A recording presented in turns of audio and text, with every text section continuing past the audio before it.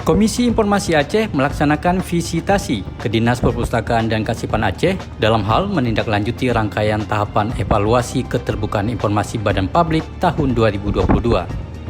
Tim Komisi Informasi Aceh disambut oleh Sekretaris Dinas Perpustakaan dan Kearsipan Aceh Zulkifli MPD. Dalam pertemuan tersebut, Sekretaris Dinas Perpustakaan dan Kearsipan Aceh mengatakan Dinas Perpustakaan dan Kearsipan Aceh telah melaksanakan keterbukaan informasi publik dengan membentuk tim PPID. Selain itu, Dinas Perpustakaan dan Kearsipan Aceh juga telah melaksanakan beberapa inovasi untuk mendukung keterbukaan informasi bagi publik. Di antaranya, JIKN yang merupakan arsip digital yang dapat diakses oleh masyarakat luas. Selain itu juga ada e-Pustaka yang merupakan aplikasi khusus pemustaka untuk meminjam buku secara online.